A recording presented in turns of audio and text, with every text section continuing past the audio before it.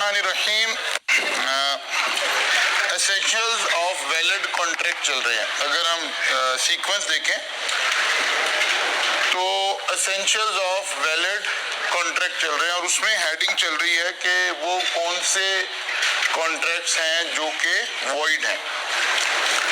उसके अंदर हमने कल बात की थी रेस्ट्रेन ऑफ ट्रेड की, फिर दूसरी बात हो रही थी रेस्ट्रेन ऑफ उसकी वेजरिंग कॉन्ट्रैक्ट की, और तीसरी बात हो रही थी, बल्कि ये दो बातें हुई थी। वेजरिंग कॉन्ट्रैक्ट को हमने थोड़ा सा डिफाइन कर लिया था, ठीक है ना। इसके बाद एक नेक्स्ट स्टेप आता है agreement in restraint of legal proceeding. Agreement in restraint of legal proceeding, ये बिल्कुल ऐसे ही है जैसे हमने पहले पढ़ा agreement in restraint of trade, ठीक है ना, कि किसी ट्रेड के ऊपर कोई पाबंदी लगा देना। कोई दो लोग आपस में कॉन्ट्रैक्ट कर रहे हैं और वो कंडीशन ये लगा देते हैं कि हमारे में से कोई आदमी लीगल प्रोसीडिंग नहीं करेगा, यानी अदालत में नहीं जाएगा, ठीक है ना। देखिए, restrain restricted right under a contract by the usual legal proceeding void। देखिए, अगर कोई शख्स किसी के पास जॉब करने जा रहा है और वो कहता है कि भाई देखें आप हमारे पास जॉब तो करेंगे, लेकिन अगर कभी डिस्प्यूट अराइज हो गया हमारे और आपके दरमियान में तो आप अदालत नहीं जा सकते।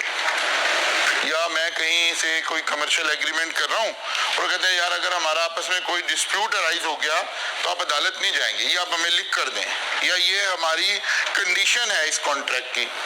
लॉ कहता है इसकी कोई लीगल हैसियत नहीं है। अगेन वही बात है, ये किसी भी शख्स का फंडामेंटल राइट है कि उसको लीगल प्रोसीडिंग जो है उसका इख्तियार हासिल है। अगर किसी का डिस्प्यूट अराइज हो रहा है तो फिर लीगल प्रोसीडिंग की जा सकती है। भले आप एग्रीमेंट भी कर दें, एग्री भी कर लें दो पार्टीज, फिर भी लीगल प्रोसीडिंग की जा सकती है। Restricted right under a contract by the usual legal proceeding. फिर आ गया इसी का दूसरा एंगल हो सकता है limit the time within which enforce right to appeal. पहले कह रहे थे कि आप भाई अपील कर ही नहीं सकते, आप अदालत में नहीं जा सकते। अब कह रहे कि नहीं, अगर आप अदालत में जाएंगे तो कोई टाइम लिमिट लगा दी, लाइक 90 डेज के अंदर अंदर अगर आपने अदालत में जाना है तो चले जाएंगे, अदरवाइज फिर आप अदालत नहीं जा सकते। अच्छा, इस तरह की कुछ टाइम लिमिट हमें इटसेल्फ कवानीन में लिखी नजर आएगी। मतलब अभी बी लॉ में थोड़ी कम, जब आप कंपनी लॉ पढ़ेंगे, टैक्स जो बच्चे पढ़ रहे हैं वहां लिखा होगा जी ये टाइप लॉ लगा सकता है, वहां नहीं आप ये उसूल लगाएंगे। लॉ इटसेल्फ कोई उसूल कि जी अपील फाइल करनी है 30 डेज के अंदर अंदर फाइल करें, लॉ ऐसा कहेगा। कंपनी ने ये काम 120 दिन के अंदर करना है, ये काम 7 डेज में करना है, लॉ कह सकता है। दो पार्टीज टू द कॉन्ट्रैक्ट किसी दूसरी पार्टी को ये नहीं कह सकते कि अगर डिस्प्यूट अराइज हुआ तो आप 2 महीने के अंदर अंदर केस फाइल करेंगे, और अगर आपने 2 माह के अंदर, 3 माह के अंदर, 6 माह के अंदर केस फाइल ना किया तो आपका टाइम खत्म हो जाएगा। पार्टीज ये काम नहीं कर सकती। Limit the time within which enforce right to appeal. अगर ऐसा कोई कॉन्ट्रैक्ट है तो कॉन्ट्रैक्ट की ये वाली क्लॉज वॉइड एग्रीमेंट है। एक और कॉन्सेप्ट समझ लेते हैं जरा। जब हम कोई एग्रीमेंट कर रहे हैं यानी कॉन्ट्रैक्ट कर रहे हैं, an agreement enforceable by law is called contract. हमारे एग्रीमेंट में हम कई बातों पर एग्री कर रहे हैं अलग अलग। अच्छा जी ये ऐसे होगा, ये ऐसे होगा, ये इन्हें हम बोलते हैं क्लॉजेस, ठीक है ना। या ऐसे clause A, clause B, clause C, या point number 1, point number 2, point number 3 and so on. ये जरूरी नहीं है कि अगर एक एग्रीमेंट में हमारी 10 क्लॉजेस हैं तो सारा एग्रीमेंट वॉइड हो गया, वो स्पेसिफिक क्लॉज वॉइड हो गई है। इस पॉइंट को समझना आपने। मतलब हमने एक जॉब का एग्रीमेंट है, जॉब होगी, ये सैलरी होगी, आपको रिहाइश मिलेगी, ये होगा, ये होगा, ये होगा, लेकिन आप कंपनी के 10वीं क्लॉज है, लेकिन आप कंपनी से अगर डिस्प्यूट होगा तो आप अदालत में नहीं जा सकते। ये क्लॉज वाइड है, होल कॉन्ट्रैक्ट वाइड नहीं है। जब भी हम कोई बात कर रहे हैं तो उस पर्टिकुलर क्लॉज की बात कर रहे हैं। जैसे हमने जॉब में एग्रीमेंट किया, आप ये करेंगे, ये करेंगे, ये करेंगे, ये करेंगे, लेकिन जॉब छोड़ के जाएंगे तो फिर कहीं और ये काम नहीं करेंगे। ये वाली क्लॉज वाइड कर रहे थे रेस्ट्रेन ऑफ ट्रेड में जाके। कोई और आप 5 काम कर रहे हैं, बीच में कोई एक वेजरिंग काम है, ये वेजरिंग वाली क्लॉज की बात हो रही है, ठीक है ना। यानी होल एग्रीमेंट के वॉइड होने की बात नहीं हो रही, स्पेसिफिक टू दैट क्लॉज बात हो रही है कि फिर ये क्या हो जाएगा, वॉइड हो जाएगा। कुछ बात समझ आई है? 2 बातें हो गई। एक जर्नल बगैर टाइम के साथ आपने रिस्ट्रिक्ट किया, वो कहता है ये क्लॉज वाइड है। टाइम लगा के रिस्ट्रिक्ट किया, वो कहता है ये भी वॉइड है ना। आपको पता अक्सर लॉ क्या करता है, कोई बात बताने के बाद उसकी एक्सेप्शन देता है। What are the exception to these rule? Number 1, parties agree that any dispute which may arise between them shall be referred to arbitration। अच्छा, आर्बिट्रेशन के ऊपर हमने आखिरी चैप्टर में, मेरे ख्याल 18 चैप्टर ना हमारी बुक्स में, 18th चैप्टर में आर्बिट्रेशन की डिटेल भी आएगी, लेकिन हम थोड़ी सी बात यहाँ करेंगे। आर्बिट्रेशन का मतलब होता है पंचायत कह लें, चले आप उसे। एक तो है ना, हम डिस्प्यूट अराइज हुआ, एक कंट्री का कन्वेंशनल लीगल सिस्टम है कि आप क्या करें जी, कोर्ट चले जाएं, सिविल कोर्ट चले जाएं, वहां से आप मुतमईन ना हो हाई कोर्ट चले जाएं, वहां से मुतमईन ना हो सुप्रीम कोर्ट चले जाएं। ये प्रोसीजर है, ठीक है ना। इसको हम कह रहे हैं कन्वेंशनल लीगल सिस्टम है। ये हमारा रिवायती निज़ाम में इंसाफ जो है वो ऐसे चल रहा है, एक अदालत है, फिर उसके ऊपर कोई दूसरी अदालत है, फिर उसके ऊपर कोई तीसरी अदालत है, फिर अल्लाह की अदालत सबसे ऊपर है, ठीक है ना। ऐसे निज़ाम चल रहा है। ये इस निज़ाम की बात हो रही है। एक 2 लोगों ने एग्री किया कि नहीं यार, हम इस अदालती निज़ाम में नहीं जाएंगे, हम आपस में दोस्त हैं, हम कारोबार कर रहे हैं, पार्टनरशिप कर रहे हैं, एग्रीमेंट कर रहे हैं। अगर डिस्प्यूट अराइज हो गया तो फिर मसलन हम 2 चार्टर्ड अकाउंटेंट कोलीग कोई आपस में बिजनेस कर रहे हैं, तो यार देखो दोस्त भी हैं, प्रोफेशन फेलो भी हैं, अगर कोई डिस्प्यूट अराइज हो गया तो अदालतों में नहीं जाएंगे, ये एग्री कर रहे हैं, लिख कर एग्री कर रहे हैं। लेकिन हम अपने किसी चार्टर्ड अकाउंटेंट कोलीग को केस रेफर कर देंगे, जो वो फैसला करेंगे ना वो हमें दोनों को मंजूर होगा। भले किसी बंदे का नाम लिख दें, भले किसी ओहदे का नाम लिख दें, कि जैसे जी जो भी काउंसिल मेंबर होगा ना ICAP का, यार उसको अपना डिस्प्यूट सुनाएंगे, वो हमारा फैसला करते हैं। बात समझ आ रही है? किसी को रेफर कर देना, इसका मतलब है अब जज हम 2 पार्टीज ने खुद सेलेक्ट किया है, ठीक है ना। इस प्रोसेस से अगर इंसाफ ले रहे हैं तो इसे क्या कहते हैं, आर्बिट्रेशन। मसलन कॉलेज कहता है कि यार अगर आपका और कॉलेज का कोई डिस्प्यूट अराइज हो गया ना तो आप अदालत नहीं जा सकते। आपके फॉर्म के पीछे कुछ शिक्के लिखी हुई है ना, कुछ वहाँ ये लिखा नहीं हो, परेशान हो, ठीक है ना, तो वहाँ कुछ शिक्के लिखी हुई हैं। फर्ज किया वहीं एक पॉइंट ये भी लिखो कि अगर आपका और कॉलेज का डिस्प्यूट अराइज हो जाए तो आप कॉलेज के अगेंस्ट सू नहीं करेंगे। अगर खाली इतनी बात लिखी है तो लॉ कह रहा है ये क्लॉज वॉइड है। या अगर ये लिखा हुआ है कि अगर आपका और कॉलेज का डिस्प्यूट अराइज हो जाए तो आप विद इन 30 डेज सू करेंगे, लॉ कहता है ये भी वॉइड है। देखिए वहां ने ये नहीं लिखा, बल्कि लिखा अगर कोई डिस्प्यूट अराइज हो जाए तो फिर एक फैकल्टी मेंबर और एक कॉलेज का कोई डायरेक्टर बैठ जाएगा और आपकी बात सुन लेगा, जो वो फैसला करेंगे वो आपको कबूल करना पड़ेगा, आप अदालत नहीं जाएंगे। ये वैलिड है। बात समझ आ रही है?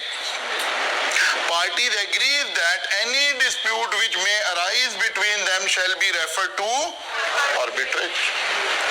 arbitration में जाएगा, कन्वेंशनल अदालत में नहीं जाएगा। एक्सेप्शन, ये वैलिड क्लॉज है।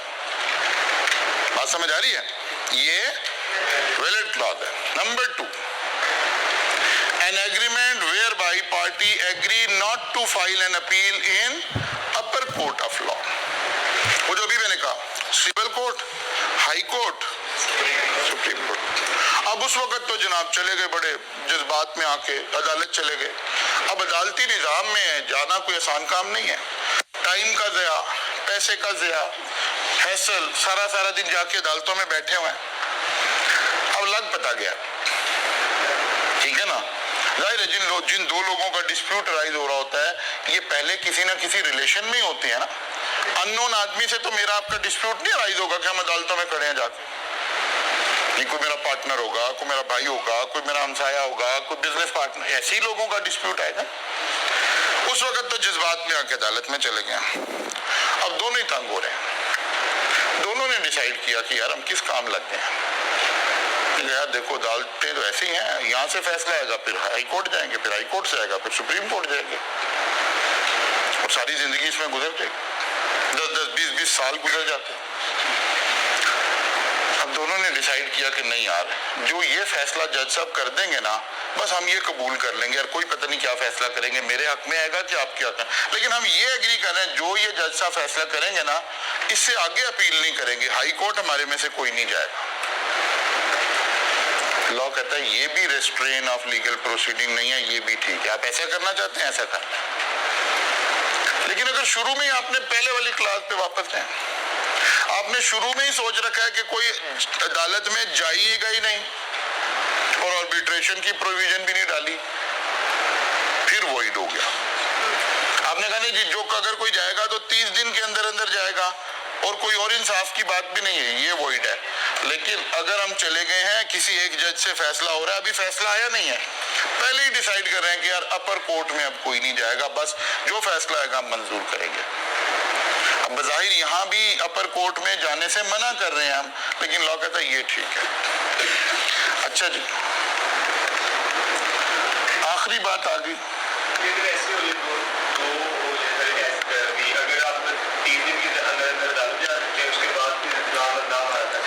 हाँ ये ठीक हो गया। असल में बड़ा अच्छा आपने सवाल रेज किया, गुड। असल में लॉ की मुझे आखिरी क्लास देने, फिर मैं आपके सवाल को इसके लिंक करता हूँ। Parties making contract to select one court of law between two courts equally competent. फर्ज करें एक बंदा ना इस्लामाबाद में है, एक लाहौर में है, ये आपस में कोई कारोबार कर रहे हैं। आमतौर पर अदालत की भी एक जुरिस्डिक्शन होती है ना कि कहाँ केस फाइल होगा। अब एक पार्टी क्योंकि लाहौर की है तो लाहौर हाई कोर्ट में भी केस फाइल हो सकता है, एक इस्लामाबाद की है तो इस्लामाबाद हाई कोर्ट में भी केस फाइल हो सकता है। दोनों पार्टीज ने एग्री किया कि नहीं यार अगर हमारे दरमियान कोई डिस्प्यूट अराइज हुआ ना तो केस हमेशा लाहौर हाई कोर्ट में होगा।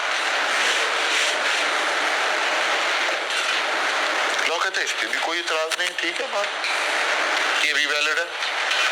हालांकि यहाँ भी आप एक क्या लगा रहे हैं, रिस्ट्रिक्शन तो लगा रहे हैं, रेस्ट्रेन तो लग रहा है, लेकिन लॉ कहता है ये भी ठीक है। अब अगर इन सारी बातों को एक दफा में समझें, अगर इन सारी बातों को एक दफा में समझें तो हमें समझ आएगा कि लॉ चाह क्या रहा है।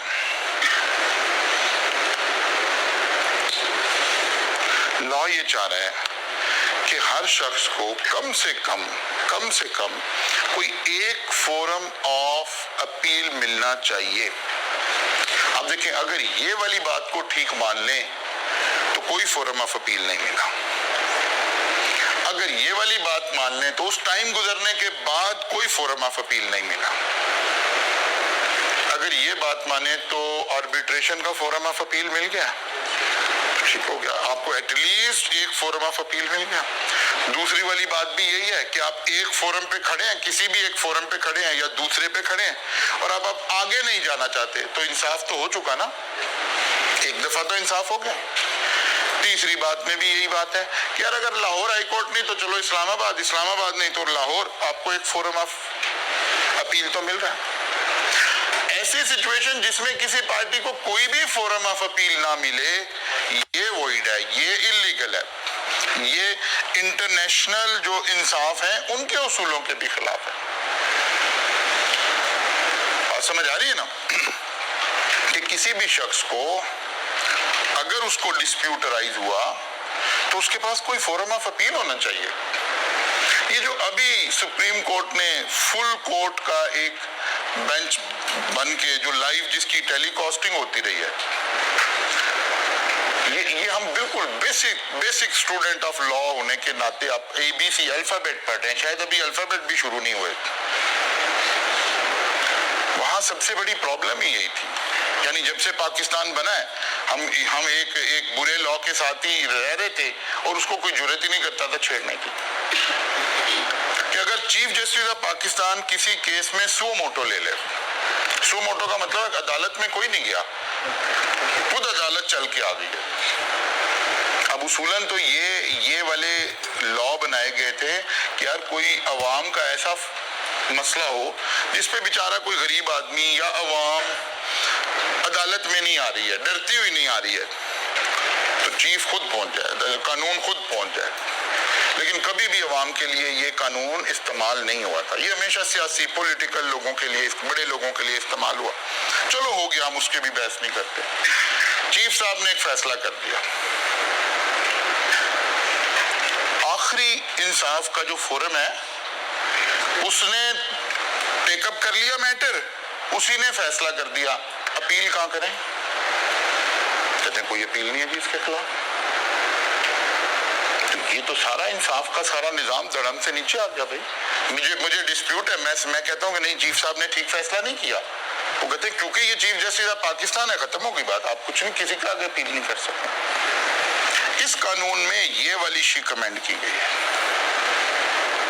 कि नहीं अगर चीफ जस्टिस सो मोटो एक्शन लेगा तो उसके अगेंस्ट भी अपील होगी। बिकॉज फिर वही बात, लॉ को की रूह को समझें, एटलीस्ट एक फोरम ऑफ अपील होना चाहिए आपके पास।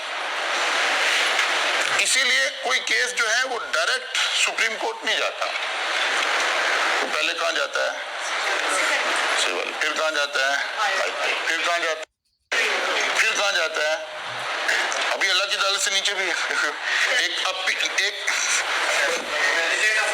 President of Pakistan. इसके बाद एक अपील का एक फोरम और है, उसे मर्सी अपील कहते हैं, वो रहम की अपील है, वो आप कानूनन नहीं एडजुडिकेट कर सकते। ये नहीं कह सकते कि मेरा मौकफ तो ठीक था, जज साहब ने नहीं सुना, मेरा वकील नहीं, ये नहीं कह सकते। आप कह सकते हैं मुझे माफ कर दिया जाए, रहम की अपील की जा सकती है। ये लीगल ऐसे चल रहा है निजाम, मल्टीपल आपको ऑप्शंस मिल रही हैं। लेकिन उस केस में क्या होता था, चीफ जस्टिस कोई भी सो मोटो लेता था, जो फैसला करता था बस खत्म हो गई। और इसमें हजारों केसेस ऐसे हैं जहां 100% इंसाफ का कत्ल किया उस वक्त के चीफ जस्टिस ने बैठ के, 100%। लेकिन क्योंकि कोई फोरम ऑफ अपील नहीं है, जो मर्जी कर दें आप, एक पेन से लिख दें जो मर्जी लिख दें। अब इस लॉ के तहत उसको अमेंड किया गया और उसके ऊपर अपील का हक मिल गया। हाँ, अभी भी डिस्प्यूट एक बात पे राइज हुआ, क्योंकि आपने लॉ के मिजाज को समझना है। अमूमन लॉ का मिजाज, अमूमन लॉ का मिजाज ही होता है कि अगर कोई भी बात है ना, वो आज से आगे अप्लाई कर देते हैं कि ठीक है जनाब, अब ये कानून आज से ये चेंज हो गया तो यहाँ से ऑनवर्ड ऐसे चलेंगे। कभी कभार एक एक्सेप्शन होती है कि हम कहते हैं कि नहीं यार, जो पिछले लोगों के साथ ज्यादती हुई है उन्हें भी राइट दे दें। तो ये जो असेंबली ने कानून बनाया था, उन्होंने ये कहा था कि जो पिछले लोगों के साथ ज्यादती है उन्हें भी अपील का राइट दें। लेकिन सुप्रीम कोर्ट ने इस वाली बात को अप्रूव नहीं किया। नहीं, यहाँ से ऑनवर्ड तो ठीक है जनाब, आज के बाद चीफ जस्टिस ऑफ पाकिस्तान ऐसा काम नहीं कर सकता कि उसका फाइनल डिसीजन है सो मोटो में। जो सो मोटो नहीं है वो तो पहले नीचे से चलता आ रहा है ना, वो तो फाइनल है ही नहीं है, वो तो पहले सिविल जज पे गया, फिर हाई कोर्ट पे गया, फिर सुप्रीम कोर्ट पे आया। नहीं, एक केस ही सुप्रीम कोर्ट ने उठा लिया डायरेक्ट, तो अब उस पर अपील का हक मिल गया, लेकिन प्रीवियस डेट से नहीं मिला, जो पिछले फैसले हुए थे उन पे नहीं मिला। तो ये मिजाज है ओवरऑल। अगर ये वाली बात आपके ध्यान में होगी फिर ऑटोमेटिकली आपको दो बातें समझ आएंगी, और ये 3 एक्सेप्शन आपको पता चलेगा कि यार why they are exception, because आपको ऑल्टरनेटिव अपील का राइट मिल गया या एक अपील का राइट मिल गया। मतलब आर्बिट्रेशन के अंदर हम चाहते हैं कि अदालतों के ऊपर बोझ कम हो। अच्छे माशरे अदालत में नहीं लड़ते, उससे पहले लड़ते हैं, यानी उससे पहले अवेयरनेस क्रिएट करते हैं।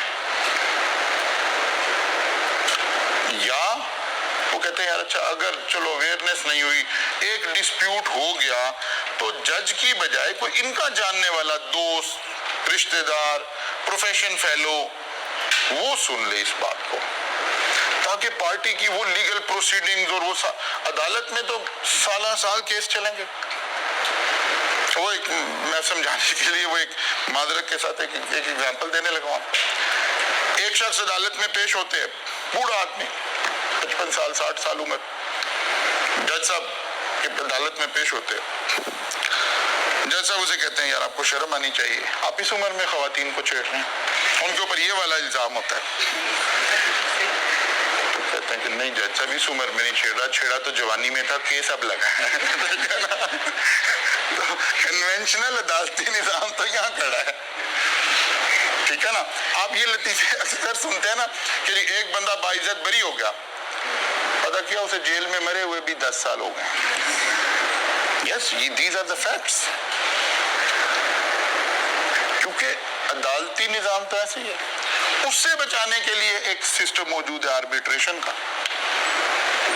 और फिर अल्लाह का बताया हुआ उसूल भी। आर्बिट्रेशन अल्लाह का क्रिएट किया हुआ उसूल है, इसे हमने लीगल हैसियत दे रखी है। इसके ऊपर हम आखिरी चैप्टर में पढ़ेंगे भी आर्बिट्रेशन होती कैसे, लेकिन ये नेचर का, क्रिएटर का उसूल है, जहां अल्लाह ताला कुरान में बताता है कि अगर हस्बैंड एंड वाइफ में इख्तलाफ हो जाए तो क्या करें।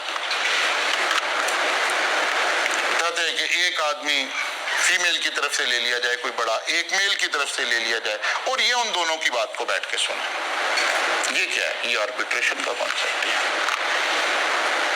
आर्बिट्रेशन का कॉन्सेप्ट है कि मेरा जानने वाला, मेरा हमदर्द मेरा केस सुन ले। जज मेरा हमदर्द नहीं हो सकता। जज ये पेन नहीं ले सकता कि यार ये बेचारा बंदा सारा दिन दफ्तर पे कैसे जाएगा अगर मैं इसे अदालतों के बाहर बिठा के रखूंगा, तो ये पेन तो जज नहीं ले सकता।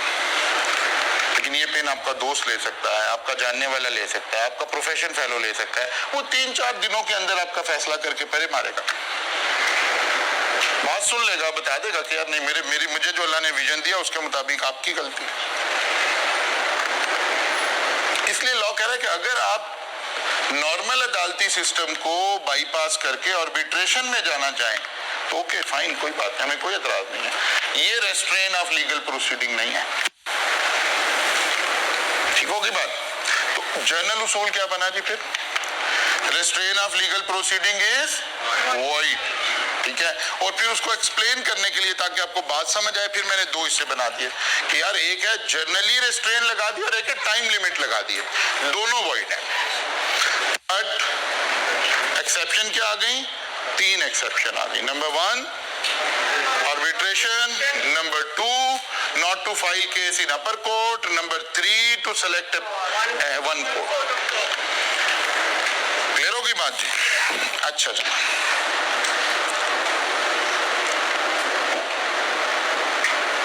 Agreement in restraint of marriage.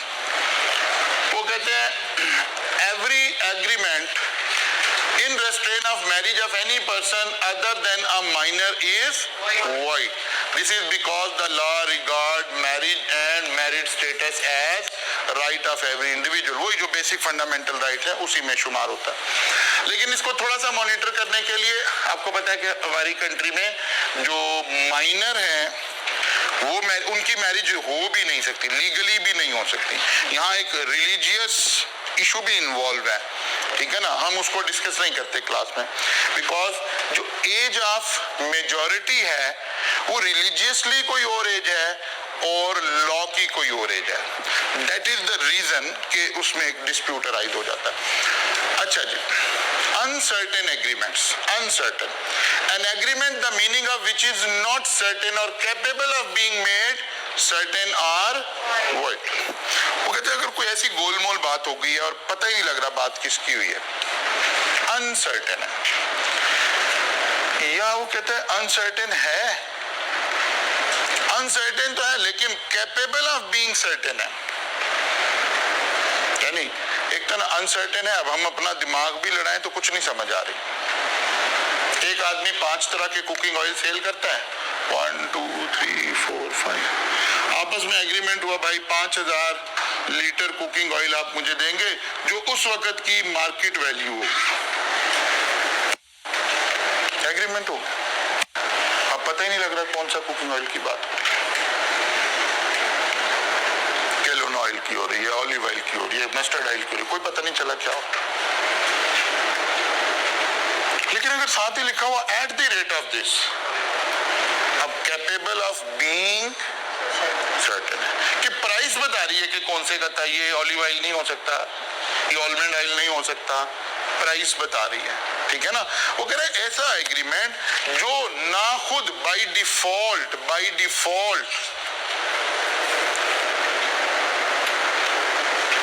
Certain नहीं है, वॉइड, या सर्टेन किया नहीं जा सकता, कैपेबल ऑफ बीइंग सर्टेन नहीं है, ये एग्रीमेंट क्या है, वॉइड है। बिकॉज पता कैसे चले कि इस बात का जिक्र हो रहा है। Agreement contingent on impossible event, contingent agreement to do or not to do anything if an impossible event happen are void।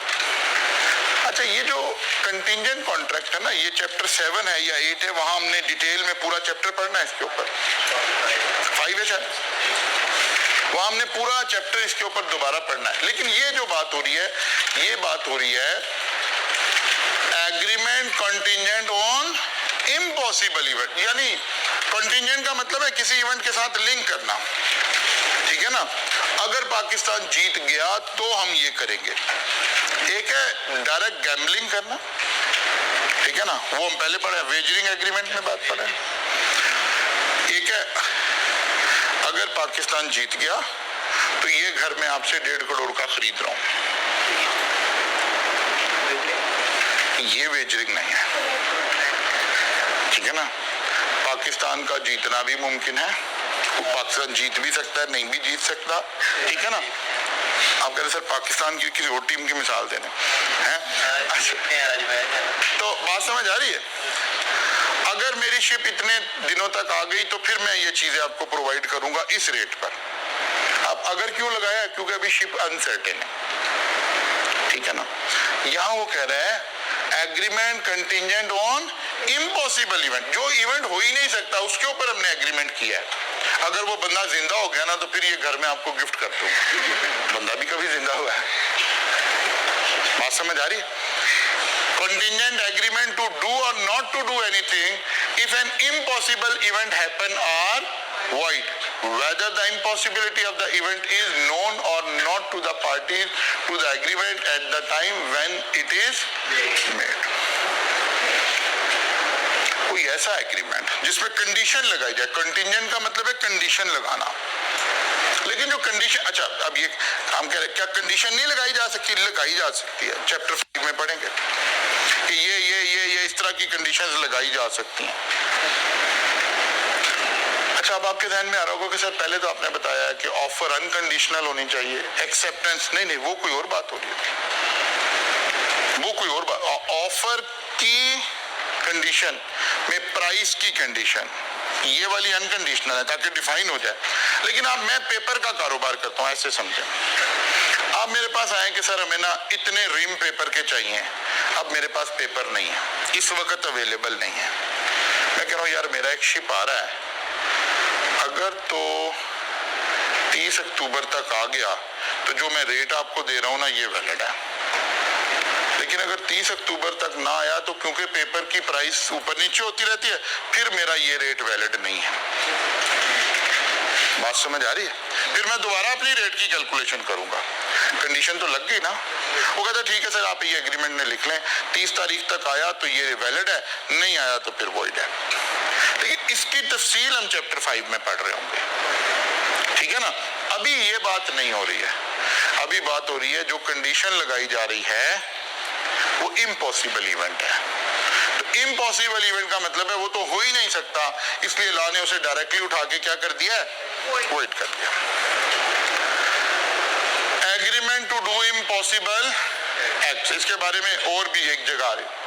An agreement to do an impossible act is, पहले तो इसके फर्क को समझे। सेक्शन 32 वर्सेस सेक्शन, ये कह रहा है कि कि जो हम एग्रीमेंट कर रहे हैं ना वो तो ठीक था बेसिकली, लेकिन उसको लिंक किया गया एक ऐसे इवेंट से जो इम्पॉसिबल टू परफॉर्म है। दैट इज द रीजन ये एग्रीमेंट भी क्या हो गया, वॉइड हो गया। और यहाँ वो उस इम्पॉसिबल इवेंट को करने का ही एग्रीमेंट है। एक डॉक्टर साहब कहते हैं जनाब मेरे पास एक टेक्नोलॉजी है, मैं मुर्दा को जिंदा कर सकता हूँ, 10 लाख निकाले मैं जिंदा कर देता हूँ। कहते हैं नहीं ये तो हो ही नहीं सकता ना। एक बंदा कहता है जनाब मैं आपको चांद पे भेज दूंगा विदाउट एनी साइंटिफिक इक्विपमेंट, आप आए जनाब आपको चांद पे भेज देंगे, आपको ऐसे जहाज में कन्वर्ट कर देंगे कि चांद पे पहुंच जाएंगे। ठीक है ना। An agreement to do an impossible act is void. An agreement to enter into an agreement in future is, ये बड़ी मजे की बात है, an agreement to enter into an agreement in the future is void. क्या मतलब, मैं आपसे कह रहा हूँ यार आप मेरे साथ ना एक एग्रीमेंट कर ले कि जब आप चार्टर्ड अकाउंटेंट बन जाएंगे उस वक्त जॉब का एग्रीमेंट मेरे साथ करेंगे। ये बात समझ आ रही? आज एग्रीमेंट नहीं कर रहे हैं, आज ये एग्रीमेंट कर रहे हैं कि जब, क्योंकि आपके साथ चार्टर्ड अकाउंटेंसी का एग्रीमेंट तो चार्टर्ड अकाउंटेंट बनने के बाद हो सकता है, आज तो नहीं हो सकता, अभी तो आप चार्टर्ड अकाउंटेंट नहीं है। मैं कहता हूँ छोड़ो यार अभी नहीं है ना, ये एग्री करें कि जब आप चार्टर्ड अकाउंटेंट बन जाएंगे फिर आप मेरे साथ ही एग्रीमेंट करेंगे। An agreement to enter into an agreement in future is void, क्योंकि लॉ नहीं चाहता कि लोग इस तरह की बातों से फंस जाएं, क्योंकि जब कोई बंदा इस स्टेज पर होगा तो हो सकता है अपनी किसी मजबूरी से, अपनी किसी वजह से आपके ऊपर कोई अनड्यू इन्फ्लुएंस हो, तो लॉ आपको रेस्क्यू करने आ गया। जैसे माइनर को रेस्क्यू कर रहा था, जैसे अनसाउंड माइंड को रेस्क्यू कर रहा था, जैसे और किनको कन्विक्ट को, डिस्क्वालिफाइड बाय लॉ टाइप के लोगों को कर रहा था, इसी तरह ये भी एक बात लॉ ने लिख दी है, an agreement to enter into an agreement is,